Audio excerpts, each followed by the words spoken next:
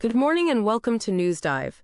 It's Saturday, August 16th, 2025, and the time is 6 o'clock. Turning to the economy and business, the Colombo Stock Exchange marked a historic milestone as the all-share price index closed above 20,000 points for the first time, finishing at 20,218.36 points with a turnover of 9.5 billion rupees. Banking stocks led the gains, notably Commercial Bank, DFCC Bank, LOLC Holdings, and Sampath Bank. Commercial Bank's shares surged following its achievement as the first private sector bank in Sri Lanka to surpass 3 trillion rupees in assets. The Central Bank of Sri Lanka projects a 4.5% GDP growth for 2025, with inflation expected to reach 5% by mid-2026. Deflation is anticipated to end by the third quarter of this year. Additionally, the central bank has extended the ban on Pan-Asia primary dealer for another 6 months. In agriculture, paddy and coconut production increased in June, with paddy forecasted at 2.19 million metric tons for the Yala season, marking a 10.8% year-on-year increase. However, tea, fish, and rubber production declined due to unfavorable weather conditions. Sri Lanka has launched its first-ever gem industry website to boost global trade, alongside government plans to introduce stable policies aimed at increasing gem and jewelry exports. The Sri Lanka Gem and Jewelry Association has welcomed these reforms, calling them transformative. Efforts are also underway to strengthen Sri Lanka's position in the Global Innovation Index after slipping to 89th place. Corporate highlights include Ambion Group, reporting a strong first-quarter profit after tax of 731 million rupees. Hatton National Bank recorded a 42.5% increase in group profit after tax for the first half of 2025, while Sampath Bank posted a 32% year-on-year growth in profit after tax for the same period.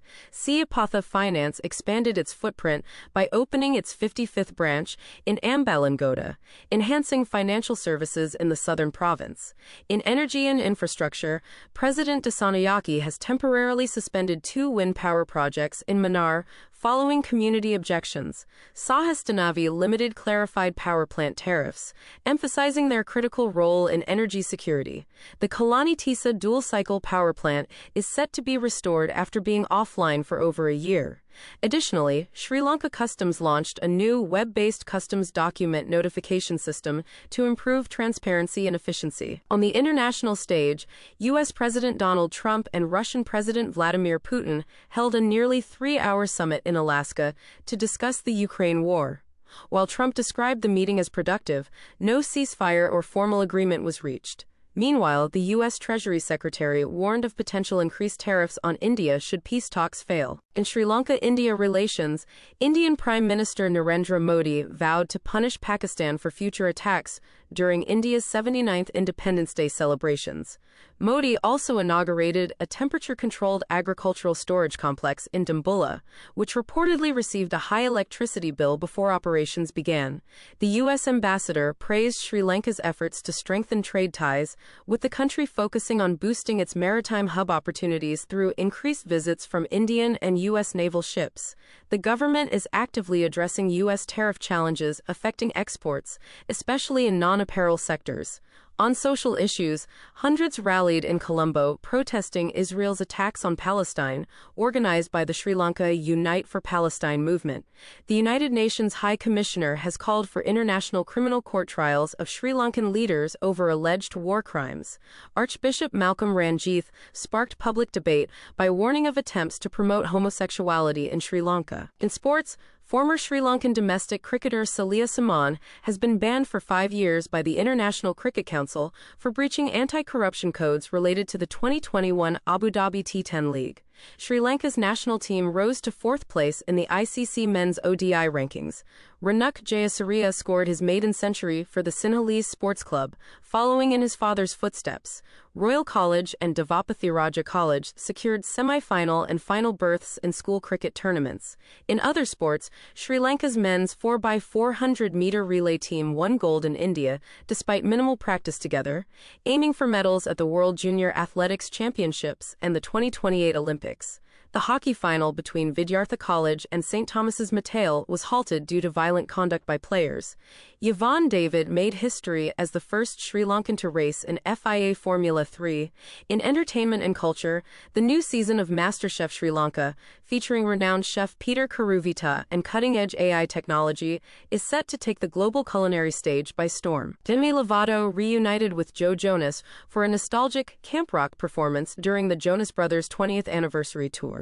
Beyoncé won her first Emmy for Outstanding Costumes for her Beyoncé Bowl halftime show, bringing her halfway to an EGOT.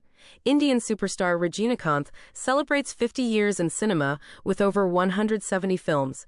Internationally, Tom Cruise reportedly declined an invitation from President Trump to the Kennedy Center honors. J-pop idol Kenshin Kamimura was found guilty of indecent assault in Hong Kong. The Indian war epic Border 2 Feet is scheduled for release on January 22, 2026. On the weather and environment front, the annual Belanwila Rajamaha Viharaya Asala Parahara processions are ongoing, causing road closures affecting bus routes 117 and 119. Police advise commuters to use alternative routes. Nikini Poya was observed at Kalania Temple. The Alcohol and Drug Information Center has urged the government to reverse its decision allowing foreign investors to cultivate cannabis for export, citing health, economic, and security risks. Sri Lanka is also battling rising elephant poaching threats, with calls for stronger wildlife protection measures. To summarize key data points, the ASPI index closed at a record high of 20,218.36 points.